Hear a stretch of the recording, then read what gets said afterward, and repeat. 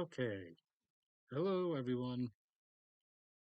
Not necessarily less than half an hour, but I am going to try to get through this one a bit quicker, maybe, because I am a bit tired. I just did a few hours of yard work outside, and it's like a billion degrees because it always is.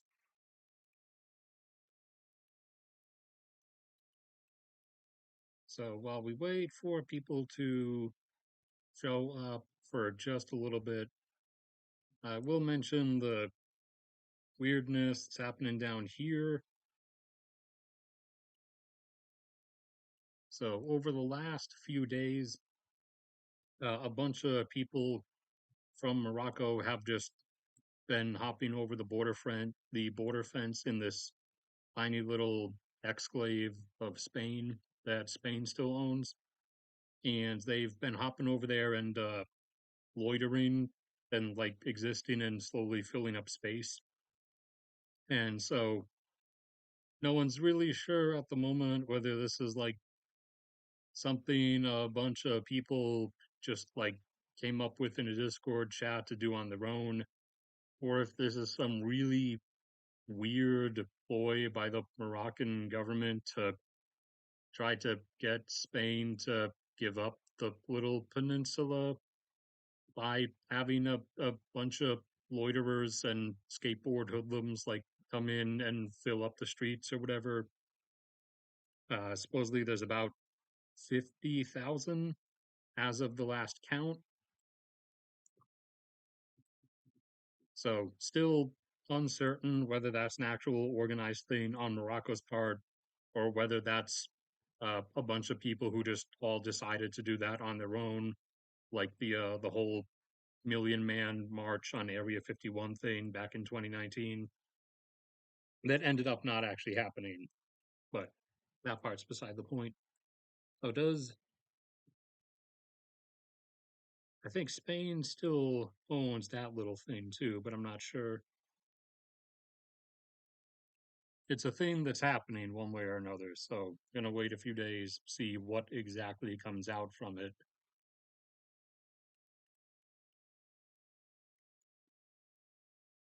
All right, guys, are starting to show up. So, as was mentioned in the title, Trump announced another peace deal, not one to do with Iran this time. This time it's one to do with Gaza. This will be like number 3 or 4. But he insisted in, all caps on Twitter that it's totally legit and for real this time. According to him, uh, Hamas has totally agreed to disarm and uh, and give up its weapons. Uh, totally.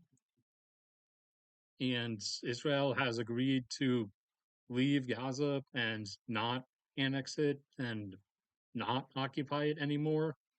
Totally, totally legit things that definitely happened and are 100% real. Both of those two, they definitely agreed to do those things. This is 100% legit. Ignore the other trillion times where this was said ever since the October 7th stuff and the exact opposite happened. Trump insists that it's 100% legit this time. It is really going to happen. So obviously, there's no reason to doubt there. There's no counter history that would imply otherwise. So let's all just close our eyes and believe. Also, for a few days this week, traffic did briefly resume through the Strait of Hormuz. Uh, a couple tankers and other vessels transited each day for like 2 or 3 days. I think in the highest one was closer to 20, again, versus the pre-war average of 140 per day. But over the last 24 hours, it has completely shut down again as Iran did fire anti-ship missiles at two tankers transiting the strait. The missiles were intercepted this time because the U.S. actually did move assets, naval assets, further in to actually be in range to like intercept things on time. But they did attempt to strike two tankers again, and so despite them not saying that the strait is officially closed again, all these shipping companies immediately halted all their vessels and told them to stop transiting. So now it is effectively completely closed again.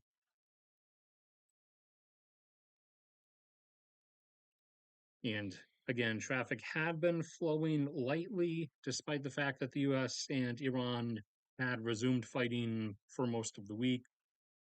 Iran preempted the US this time and actually made the opening move, launching missiles at a base in Jordan.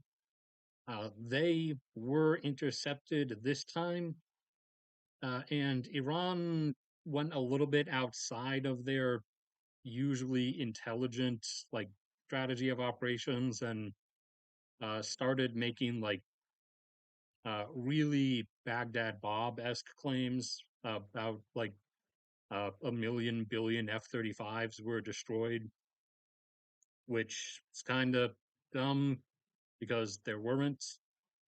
Like all the previous times, they stated real numbers that, for one, sounded believable, and also there was actual like visual evidence of the fact.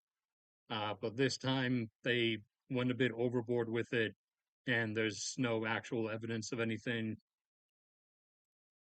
They did get hits on, I forgot which base, but they did get hits on a US base in northern Iraq. And I believe one uh, army, I think, it might have been Air Force, but one Army or Air Force personnel was killed in that. And the radar dish for an air defense system was also destroyed in one of those hits. The U.S. continued airstrikes on Bandar Abbas, along with some of the sites in Isfahan, which is where some of the entrances to some of Iran's bigger underground tunnels where they have hundreds of missiles and Shahed drones stored are that were like caved in during airstrikes in the earlier phase of the war. Iran obviously has had crews and excavators and stuff there trying to dig out the entrances to regain access. So those crews and all the equipment was hit in airstrikes, and the entrances were double caved in additionally further than they already were, or re-caved in the case of any that were nearly getting like reopened.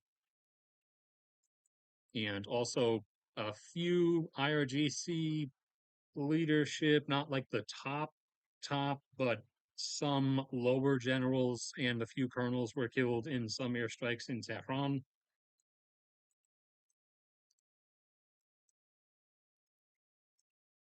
And for the most part, that's about it. Although on no, not Thursday, Wednesday, or it might have been Thursday yesterday, uh, Trump did briefly try to claim that actually they were about to sign another new peace deal with Iran as well. But then we just immediately resumed fighting like 10 minutes after he made that tweet.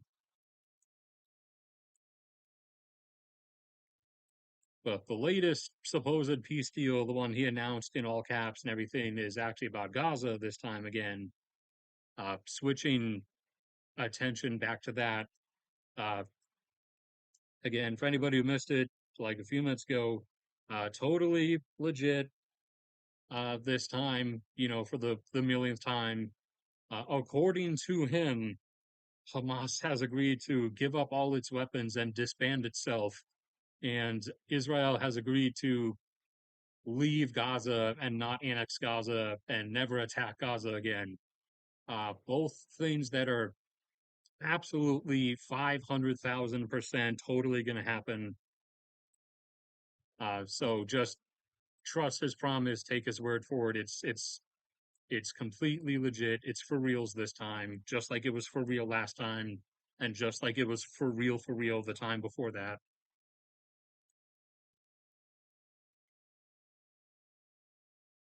Oh, crap. Sorry, I forgot, I forgot to switch the feed over. I forgot to switch the feed over. That's on me.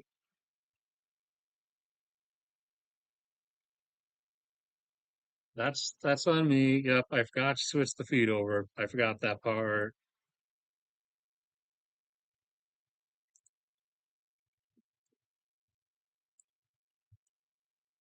So I apologize for that, but you're gonna have to use your imagination. I don't know if places I mentioned. Okay, the base that was hit in northern Iraq, it's around there. Isfahan's around there. Tehran's up there. Bandar Abbas is down there. I really hope you know where the Strait of Hormuz is. It's right there. I hope you know where Gaza is. I mean, it's labeled on the map. It's right there. And the base in Jordan that Iran attempted to strike, but those were intercepted. The ones that were fired at the base in Iraq actually hit. The ones that were fired at the base in Jordan were the ones that were intercepted. It's around the center of Jordan.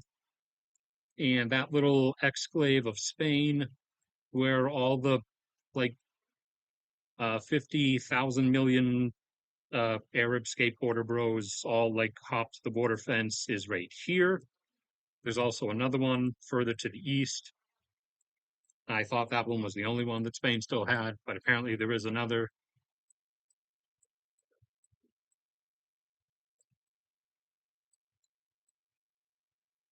up in up in Russia. We have quite a bit. We have three more of those mega ground freight logistics warehouses that were completely leveled off. The one for Volgograd was taken out. The one for Perm, which is like up here or so, was taken out. And the one in Udmurtia, which is kind of like around there roughly, was taken out. So this is, oops, no, go out here. So this is the loss of Moscow's two, the loss of one of the two for St. Petersburg, the loss of the Krasnodar one. Oh no, a fourth one. Sorry, I forgot about Penza. Penza was also hit over here.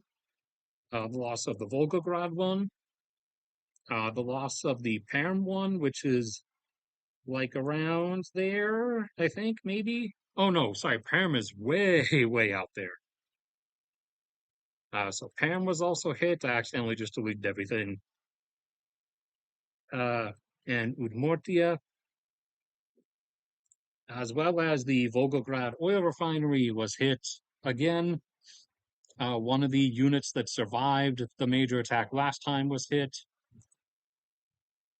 And not via a drone strike or a missile strike on Ukraine's part, but a industrial plant out in Tatarstan just exploded on its own, of its own volition.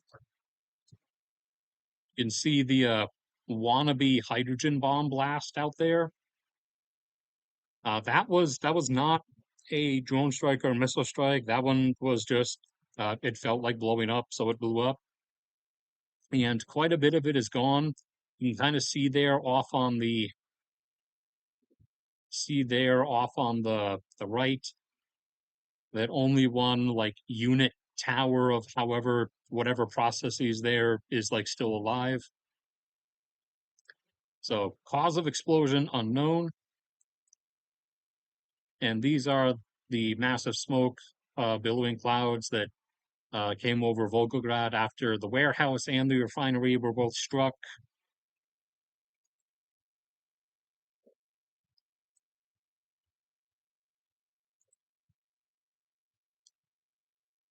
That's the aftermath.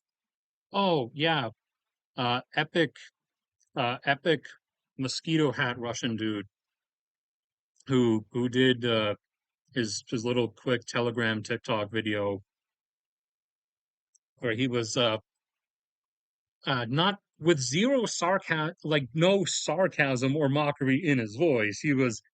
He's a great actor because it was like it. If you removed the context, it would sound like he is being 100% genuine. But you know he was screaming, you've done it.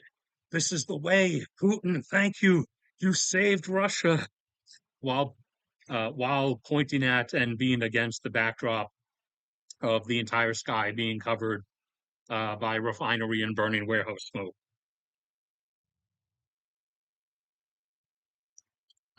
Yep, there's the Gaza peace deal. Oh, it's not it's not just a tremendous deal this time. Uh, he made sure to describe it as historic. This is the one in Udmurtia, Ud, uh, Udmurtia. Oh, and this is yeah, they got this right as another one came in. Yeah, and if you actually hear the audio in that video, that's actually good audio for a phone. That actually captures like realistic explosion audio. As explosion and gunfire, I'm pretty sure it's become common knowledge by this point. But in case it hasn't, explosions and gunfire do not remotely have the like deep booming sounds that they are portrayed with in all kinds of fiction like video games and film and everything. They're much more high pitched and way closer to what you would describe as cracks than as booms. But yeah, that was the one in Udmurtia. Russia retaliated by firing at apartment buildings.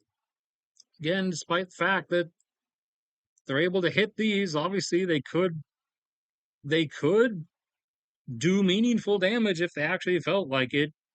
You know, if they felt like striking some strategic targets, you know, you could hit the port of Odessa. You could hit hit like, you know, I don't know, the commercial shipping fleet going to and from the port of Odessa in Ukraine. No, just apartment buildings. Is that this is one trick pony stuff? Uh, Small oil depot that was still on that little peninsula on the opposite side of the Sea of Azov from Crimea. And there's the one in Perm, way out there. I have no idea why this dude's phone is blurring this tree as if it's like a human face or something. I have no idea what's going on with that. His AI auto like face detection thing is really malfunctioning. There's the one in Penza, from a few miles away from someone driving on the highway. I don't know. There's this this chick has become a meme. Seems kind of oddly excited about about the warehouse burning down. Uh, I mean, specifically in her case, it's a bit extra odd because it was her place of employment. But maybe Wild Berries is just like Amazon, and like all the employees are actually like you have to piss in a bottle slaves, and like one penny away from burning the warehouse down themselves and writing all you had to do was pay us a living wage.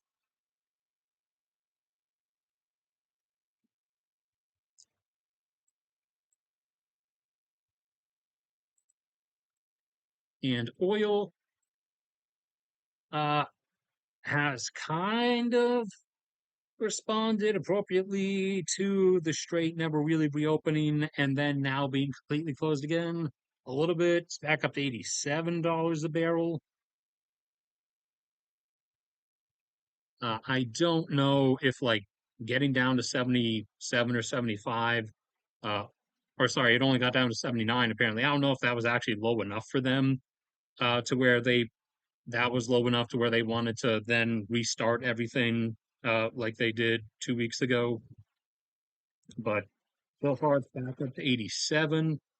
So maybe like mid 90s, I guess, is enough, and then drop back down to 80. That's enough of a price undulation they want to go back and forth on for market pump and dump, money grabbing.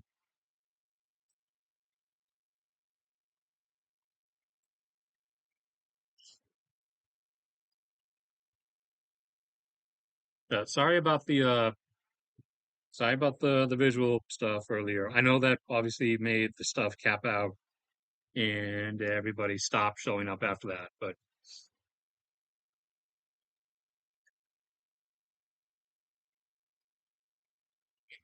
I think that's about it. Blah blah blah. More strikes on Iran. That's more from the site Penza.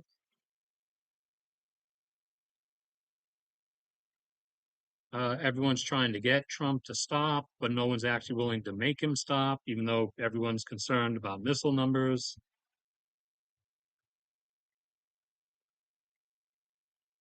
Oh, yeah, one of the other units at the Perm refinery that was still operational was lost.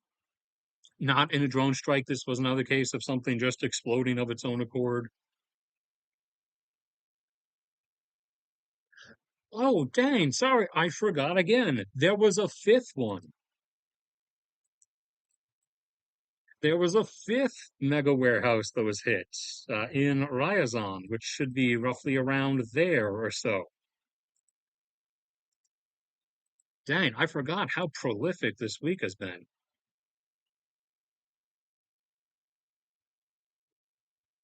Oh, and the Ryazan oil refinery. Oh, this person's video is from way, way out there.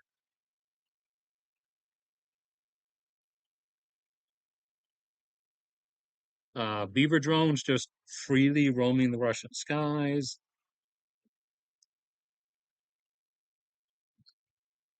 That was the beginning of the surprise attack. Oh, yeah, the full extent of AD systems around Moscow, uh, the now labeled puckered anus has reached 250. So that's 250 dedicated to Moscow. Uh, Around 400 to 450 have actually been lost in the war. So that puts the total. Uh, so that would leave 550 in total remaining out of the claimed 1,000 AD systems Russia had at the start. If 250 are positioned exclusively around Moscow, thusly uh, that would thusly put the available total for the rest of Russia and the front in Ukraine down to only 300. And they have been manufacturing new ones, but really not at a desirable pace. Oh, sorry, I didn't realize the distance there. Ryazan is more like here, as opposed to closer to Voronezh where I originally drew it. Oh no, wait, no, sorry. It is where I originally drew it. That's Kaluga up there. Ryazan is the one that's down here. Don't question me. I remember my geography. Will it actually give us the names if we go further in? Where's Ryazan? Oh no, it was slightly over to the east. I thought it was slightly over to the west. It's over to the east.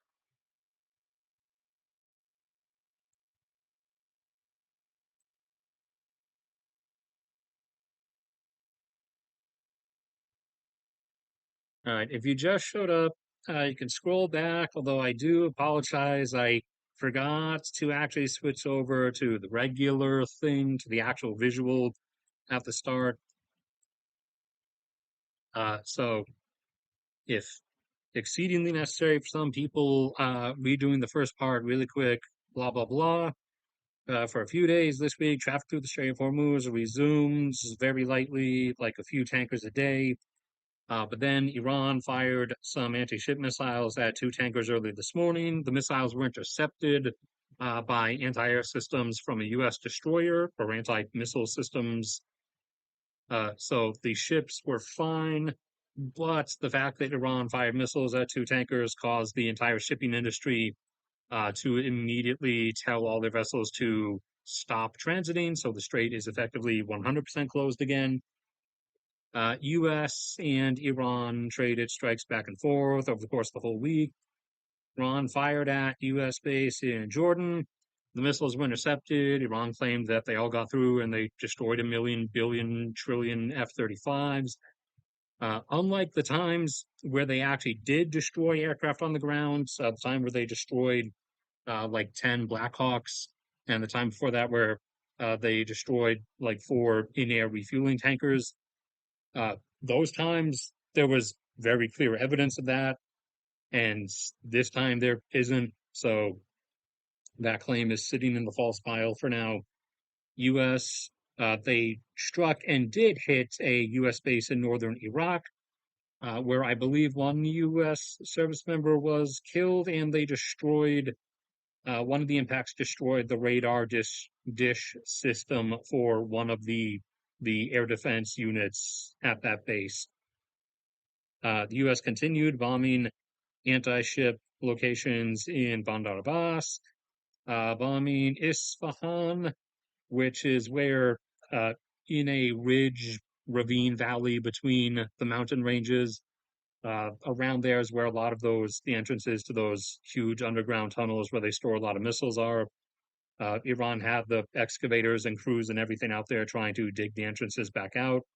The U.S. struck the equipment and the crews and the entrances so that they're now re-caved in again. And also a few sporadic targets in Tehran.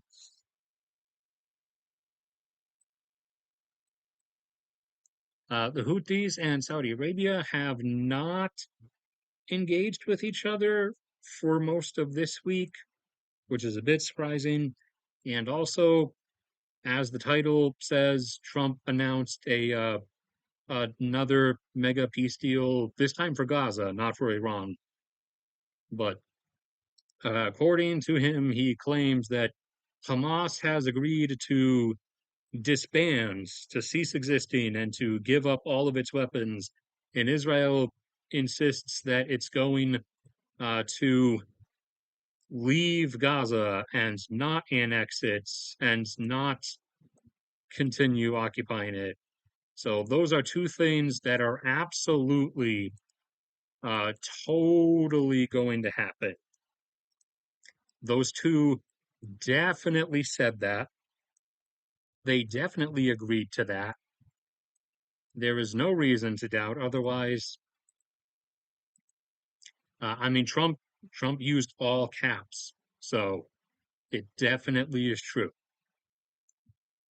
It's definitely going to fall, not going to fall apart in the course of 3 seconds. If there even was such an agreement that was being signed, which there almost certainly is not.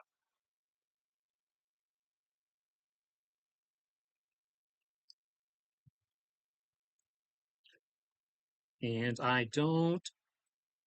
I don't think there's anything else. I don't think there was really anything else going on other than some ongoing manufactured consent stuff. So bunch of bunch of backed, i.e., government backed documentaries have begun showing up on web series and on the news channels about the suffering of the people in Cuba and uh, how evil their regime is. So you know, despite the fact that otherwise the current administration kind of just seems to do whatever it wants, I guess this time they really feel like they need to do manufactured consent. So the fact that those are all, for one, we knew that they're going to do Cuba eventually, probably sometime this year. I've been saying that for months, but also based on the fact that like all of these have suddenly started getting put out into the mainstream at once, kind of really clear hinting towards manufactured consent stuff, despite the facts, like I always say, as of early February, the Cuban government had already acquiesced. It's not gonna be a white flag, but I'm gonna draw like a basic flag, sort of. Had already acquiesced and said they'll just agree to any demands the US government makes of them, as long as the politicians themselves in Havana, get to stay in power in Havana. But I guess, like I said before, to look drawn again after the whole Iran failure, Trump wants to bomb somebody, or basically maybe do a black bag kidnapping repeat, like repeat the whole Venezuela Maduro thing for the Cuban government this time. So that's coming sometime soon. I would be really, really shocked if we don't go for whatever little lightning operation they have planned uh, before the end of this year. If we go through the whole rest of the year and don't go for that, I'll be really, really shocked.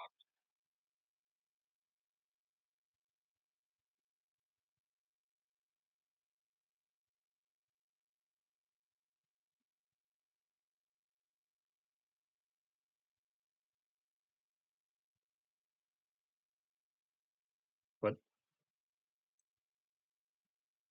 why are they waiting till after Monday? Like nobody cares. Not even like the most like hardcore like right wing people like him.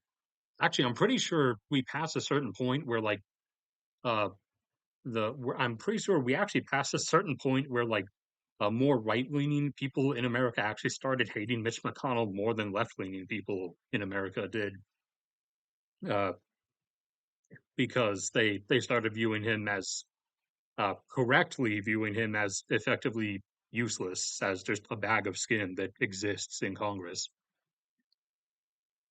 which is actually kind of becoming descriptive of like most members of Congress, as we're really starting to shift that age dynamic. Like you have your few random like AOCs or whatever, where you have someone who's like in their early 30s. But we're really starting to tip into I think it's called gerontocracy, where like literally everybody is 80 years old. The president's 80, the top like senators and representatives are 80. The regular senators are all 70 and 80 something. Everybody's dropping dead from heart failure,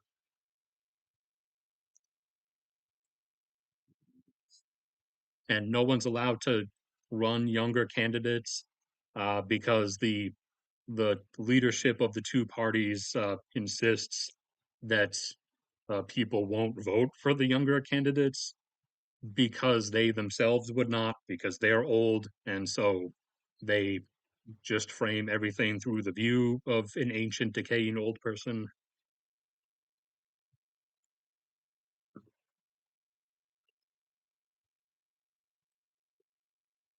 Sorry, had to take a sip of water. And I am distinguishing them from like regular old people. These these things in Washington are decaying old people. Actually, the things in office around the world are decaying old people. There are also like normal old people and some like supreme examples of like best life, best health old people. Like for example, my granddad on my dad's side, dude. died 2 years ago at age 93. And right up until age 91 and like halfway through age 91, he was still cranking out push-ups daily.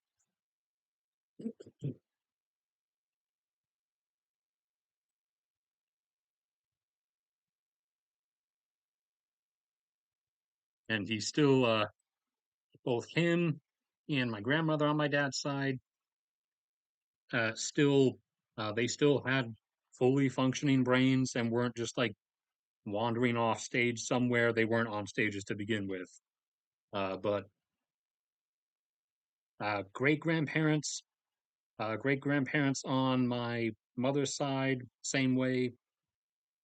Uh, one of them, one of them, because that's once you split past your each grandparent has their own parents. So technically, each side of the family has four great grandparents. One of my great grandfathers on my mother's side actually lived to be 104. Dude was born in like 1892 or something. My mom's dad, my grandpa on my mother's side, unfortunately died before I was born, like a couple of years before I was born, because he was a firefighter his whole life, and he started firefighting before the 70s, which was when the first versions of like modern smoke filtration masks and the oxygen tanks and the modern like semi-sealed facial protective gear came about. So he was firefighting for a couple decades before that. Back when, especially if you weren't the big city fire department, like in their case, if you were anyone other than the Boston Fire Department through the 40s, 50s, and 60s, then you were using whatever the best improvised method of the time was, which uh, for some was like some departments had like old World War One gas masks. Some departments you just had really thick towels or cloths that you would soak in water and then like wrap around your face. So he had a lot of long-term smoke damage from firefighting for like 30 or 40 years.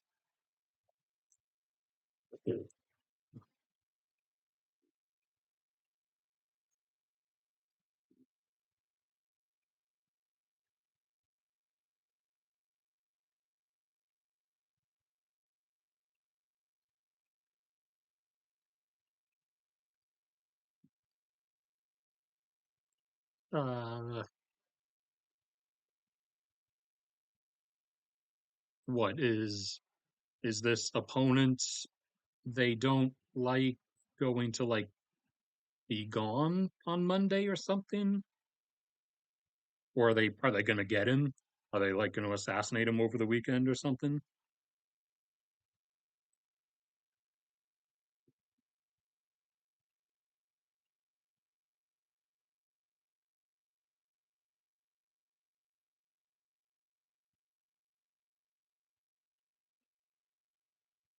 I've spoken about that quite a few times. Uh, overall, like peak net energy availability was technically in terms of like ease of recovery and stuff was technically in the 50s and 60s. It did not really drop that much over the 70s, 80s, and 90s. And once you started hitting the first peak in the 2000s, then it started dropping, but then it started going back up because of various things and starting to level out now and starting to curve back over. There is a like floor that we will not go back below because of a variety of things. The fact that coal exists to begin with, and there's a lot of it, there is actually quite literally more than we could ever really realistically use. the fact that nuclear power exists, the fact that hydropower exists where it's useful, and the fact that geothermal is effectively infinite and we actually can legitimately use it anywhere. We just haven't done so because we have sunk cost fallacy brain about solar and wind. Although wind power is actually really good. It's better than I initially thought and perceived it as like a decade ago. It is really good as long as you put it somewhere where the wind is perpetual, where it's basically eternal. Like the Texas Panhandle, for example, like this section of Wyoming up here, kind of like a figure eight, where the air comes down different portions of this like curved Niagara Falls giga formation. It comes down like a waterfall of air and then all blows out this way. There's a section like right here, emerged section in the southeastern corner of Nebraska, northeastern corner of Kansas, and portions of Iowa and Missouri, where there's effectively eternal wind. There's eternal wind right along the east coast of North Carolina, offshore of Cape Cod, all across the island of Newfoundland and the peninsula of Nova Scotia. And there's a band across the Great Lakes region. Or sorry, I forgot you exist, Canada. It technically extends into Canada as well. As long as you put the wind turbines somewhere where the wind never, like literally never stops. I don't mean like it's blowing 80% of the time. I mean it physically never stops. The North Sea and Denmark is another example of one of those regions. It also technically extends over the very northern portion of Germany and Poland as well. But geothermal is like the big thing that we should be doing, that we finally just started putting some money into over the last 2 years, but it's going to take a bit to get that going. In terms of liquid fuel, biofuel, yes, is the answer. And I mentioned this in one of the really like good news updates things I did months ago. We finally got the decade-long tests and chemical studies back now, the second round of them since we started testing different things in the mid 2000s. We finally found that switchgrass does actually work. If we use the right bacteria blends, switchgrass, which can grow basically anywhere around temperate latitudes and can be grown on marginal land, switchgrass does end up yielding the really good rates of like 6 to 11 net energy return, the same kind of yields that you get from sugarcane ethanol, uh, not corn ethanol, which we need to discontinue, but sugarcane ethanol, down in the few places where that's done, like Brazil, for example. Although in Brazil's case, the net yield you get from it is highly variable depending on the amount of precipitation. Otherwise, the places where the sugarcane is grown are decently far from aquifers and rivers, so that water does end up having to get pumped a decent distance if that is if there's very little precipitation in a given year. But switchgrass, which can grow basically anywhere in any temperate climate, does actually give those same decent high single digit, low double digit yields,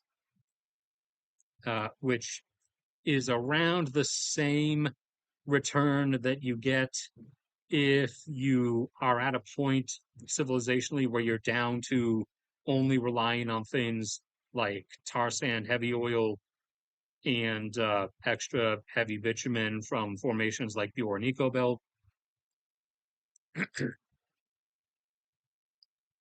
But total global oil production peak, people really need to stop phrasing that and treating it as if it looks like this. It's not. Remember, it looks like this. You start getting slightly less per year. It's not the point where you suddenly just like lose the oil. Uh, this this is what you get by human induced things, like our little Iranian misadventure that we've been on for the last 5 months. There is a reason not even Reagan or either of the Bush dynasty members actually went for the whole Iran war stuff.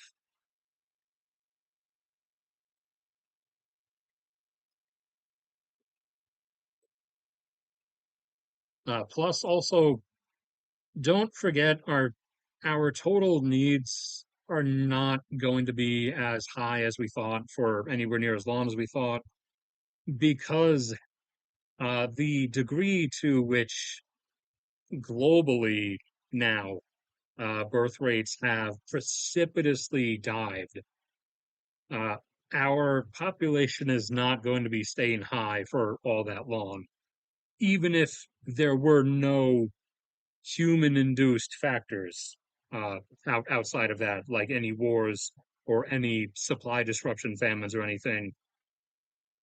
We are already looking at our population peaking uh, much earlier than everyone thought, like during the 2040s, and then starting to go down again much quicker than everyone thought, because there's so many places now where like the birth rate is down to like one.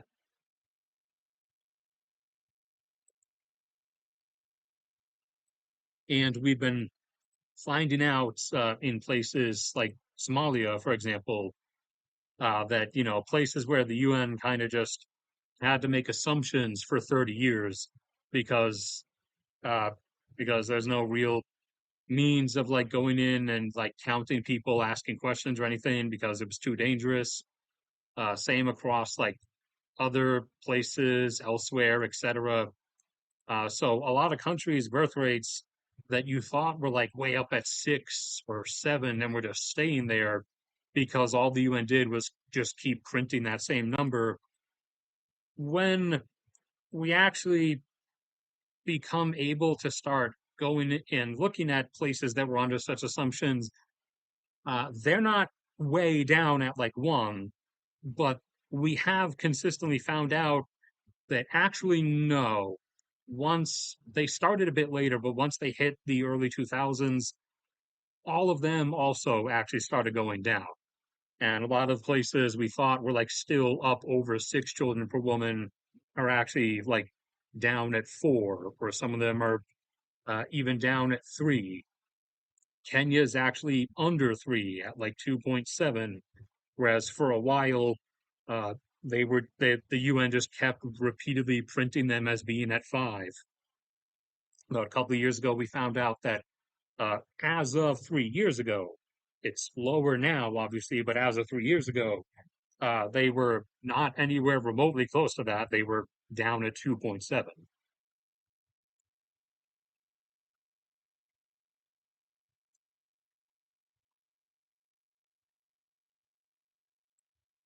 And also, the whole fuel efficiency thing uh, is not the like it's not the ultra miracle that people try to use as a wand hand waving thing, saying in the we'll figure something out sense, but it is more impactful than people in the doomer camp want to make it out to be.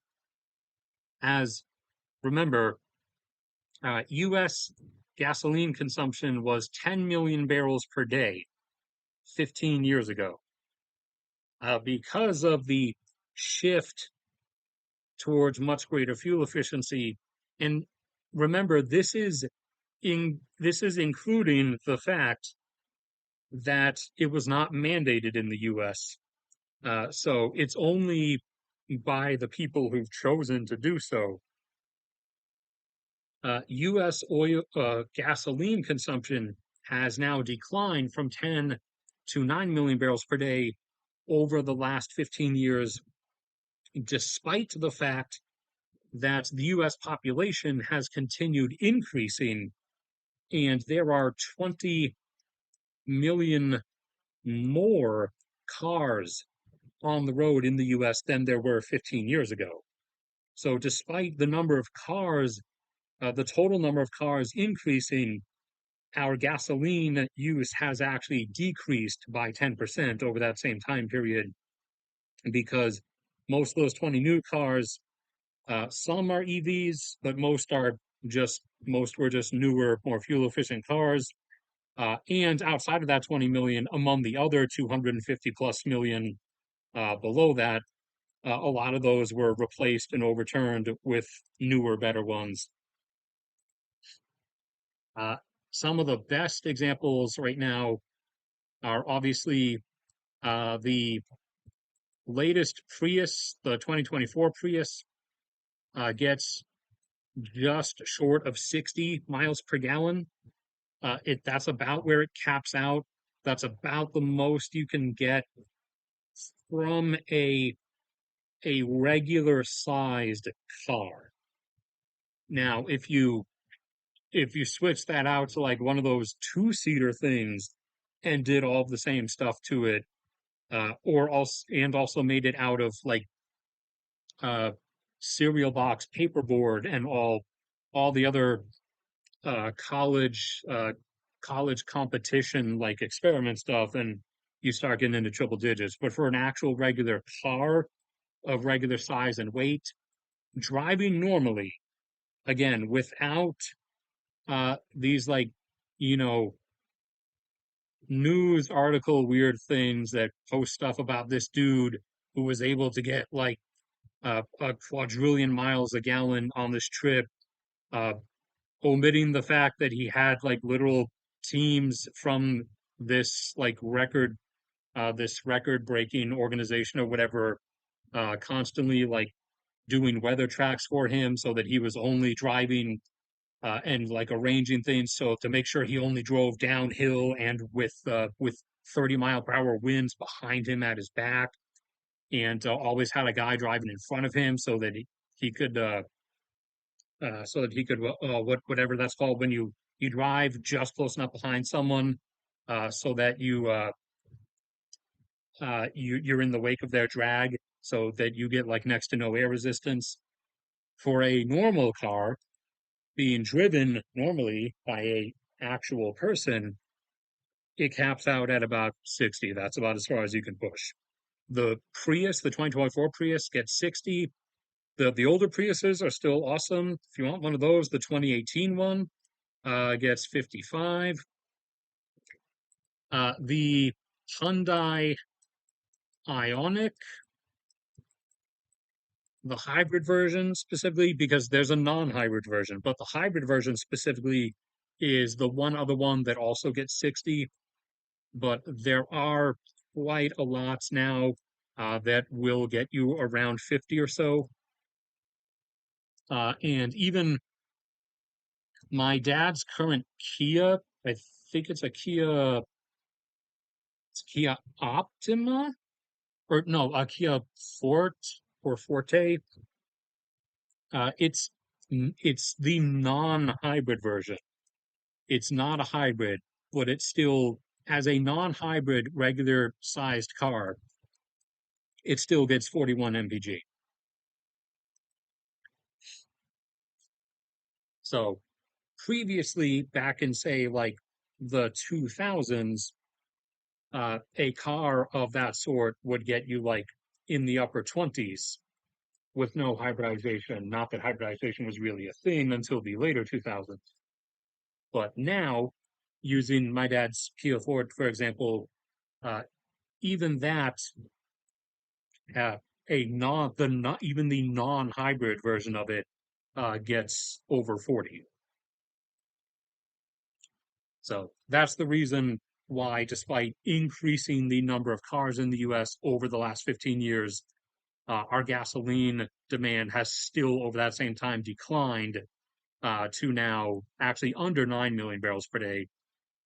Last year, we came in averaging 8.9, uh, and we would still continue going down this year normally, but we're going to end up having a way lower number this year and then probably somewhat of a return to closer to normal next year because we've, had all the price wobbly up and down stuff because of our little Iranian misadventure.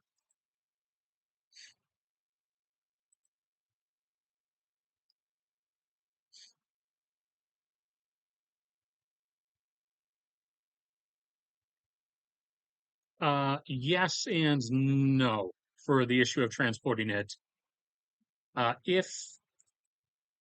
If when you transport electricity, if you're just putting it into a general grid, then it's gonna like fizzle and everything.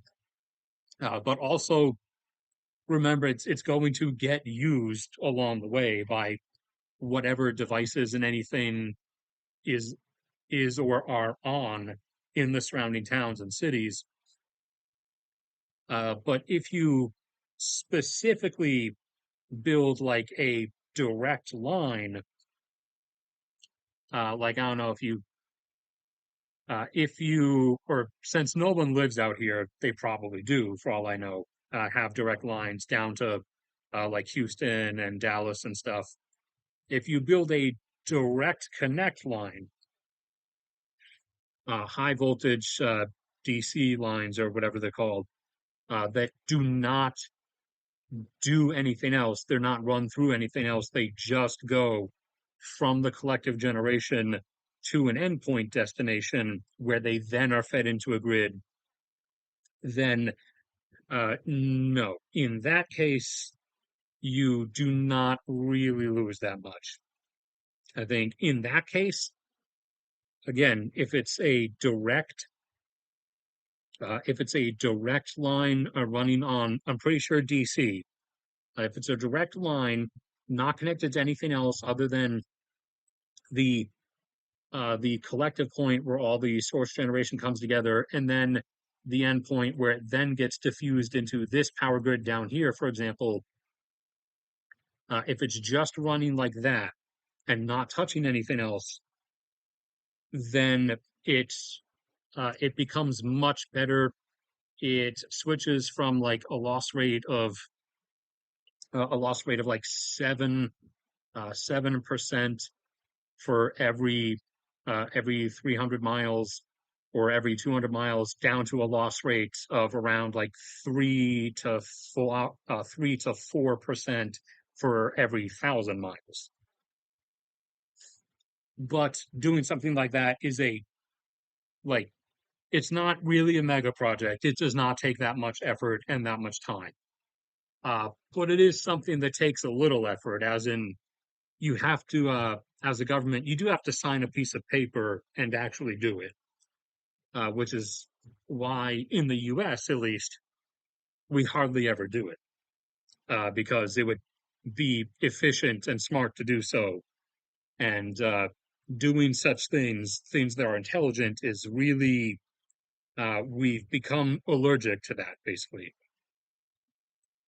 Uh, we we tend we tend to try to avoid such things. But like the UK, the UK has to rely on a fair bit of imported power from Norway and from the nuclear plants in France. And so they have a lot of long distance stuff that is singular and DC direct, like the lines that carry feeder things into Britain from France and from Norway are not like running through the regular Norwegian or French grid. And then up here, after a bunch of stuff is fizzled off, then it a reduced amount then goes up over here.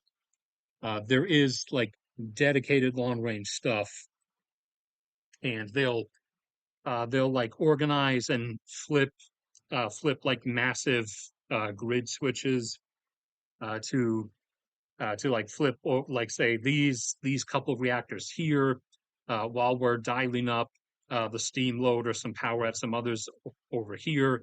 These reactors here will flip the grid switches and their power will flip from going out along the regular localized French grid. It will flip over to this direct line and start getting fed up to the UK. While these, like say, these reactors over here will increase their steam load and dial up to then continue the demand over here. Although in reality, they don't have to do that often because France does very frequently produce more power than it needs, and Norway is always producing way more power than it needs. Partly because they have a tiny population, but also because Norway is just awesome and one of the best, one of the few countries that's on Max Agir's list of countries that are actually intelligent. But they have a lot of offshore wind and a lot of hydro. Actually, most of their domestic grid in Norway is it's basically 100% hydro. If you want to see, you can. How do you? I'm just going to switch over to a different tab. My stream should come up in the top. No? Fine. We'll go direct. If you go to the channel, go down to the description, go to the free access drive. There's all the other graphs that are there that I'm trying to keep consistently updated. But there's the past ones from 2025. These are the current ones. So if you go down through these, you can see the composition of each country's power generation as of this year, as of 2024.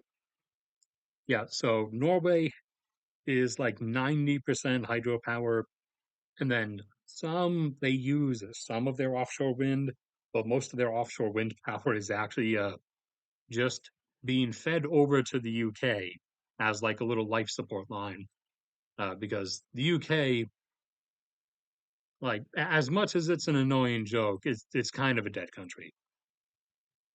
It's an overused joke by a lot of streamers, but I'm sorry, guys, it's just kind of true at this point. The US is a joke country, but the UK is just like dead. Scotland's all right. Uh, actually, let's probably switch that over to England is a dead country. But Norway's on my list of one of the few smart countries in the world, along with Sumi, Finland.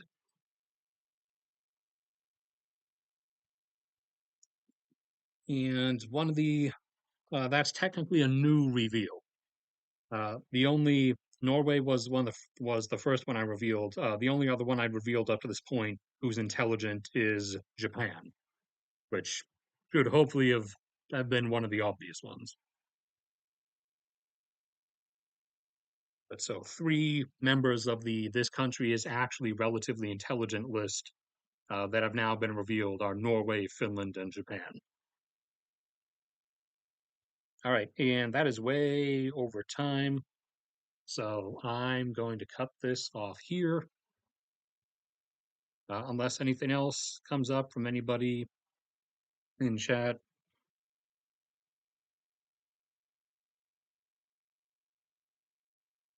So I'll wait the 20-second delay for the 20-second stream delay. After that, I'm dropping off unless anything else comes up. Over an hour. You tricked me into going over an hour.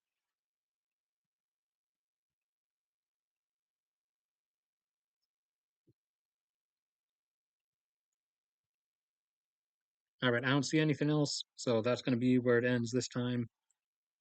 I'll see you guys on YouTube on Sunday night if enough things happen. Otherwise, you want, you can go over to my Twitch. It's under the same name. It's under Maxagear. Shut up, Twitch. I don't want to listen to your basketball game. Uh, you can go over to my Twitch here Monday, Wednesday, and Saturday at around 7 p.m. I've started streaming things there. Uh, Saturday nights is going to be Dark Souls 2 for a while. And then Monday night is going to be Ratchet and Clank, the first one, until we finish completionism and we get everything, all the gold weapons, finish all the skill points, do the second playthrough on challenge mode and everything. And then after that, Mondays are going to switch over to the second one, Ratchet and Clank 2, Ratchet and Clank Going Commando. My favorite and the best one objectively. And that one, we're going to do full completionism in 2, but also we're going for what I'm going to call a billion bolts run, since it is legitimately not too far out. It is something you can pull off. It would just take some no lifing, some time.